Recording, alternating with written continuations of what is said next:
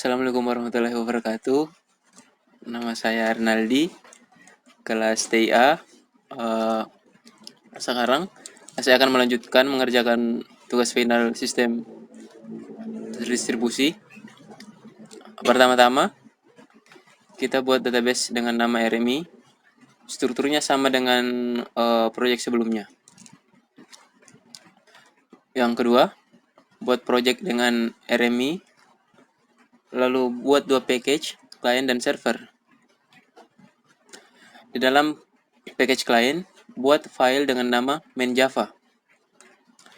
Di dalam package server, buat package baru dengan nama server RMI dan juga buat file CRUD Java dan main Java. Di dalam package server RMI, buat file dengan nama model Java dan RMI method Java. Pada file model Java, import library terlebih dahulu. Buat kelas model, lalu implementasikan berdasarkan yang library yang import. Kemudian, deklarasikan variabel ID, nama, dan status. Kemudian, buat fungsi model dengan parameter dari variabel dibuat.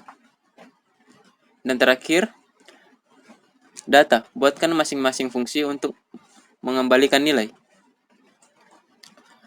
Pada file RMI method, import library untuk remote. Kemudian, buat metode RMI yang di dalamnya berisi fungsi untuk mengambil nilai dari data sebelumnya dan juga untuk menambahkan data. Pada file CRUD Java yang terdapat pada package server, import library RMI dan SQL. Lalu buat kelas card dengan mengimplementasi RMI. Buat fungsi koneksi, kemudian setting database-nya dalam sebuah variabel. Jika koneksinya berhasil, maka akan menampilkan pesan koneksi DB berhasil. Dan jika gagal, maka akan muncul pesan koneksi DB gagal. Dalam metode getData, terdapat sebuah list dalam bentuk array. Lalu dilakukan try catch untuk menampilkan data. Kemudian, dalam metode insert data, terdapat perintah SQL untuk menambah data. Jika berhasil, akan berisi berhasil, dan jika gagal, filenya akan berisi gagal. Pada file main Java yang terdaftar pada server, berisi library RMI dan kelas untuk menjalankan server RMI-nya. Pada file main Java yang terdapat pada package client, masukkan perintahnya import library RMI-nya. Buat kelas main yang di dalamnya terdapat metode RMI. Di dalam metode tersebut berfungsi untuk menambahkan data. Data tersebut disimpan dalam variabel, kemudian ditampilkan dalam berulang agar semua data tampil.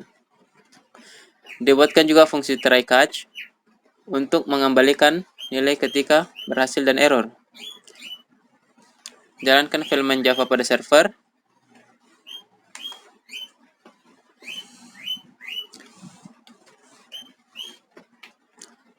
Nanti hasilnya akan seperti berikut. Selanjutnya, jalankan file main Java pada klien.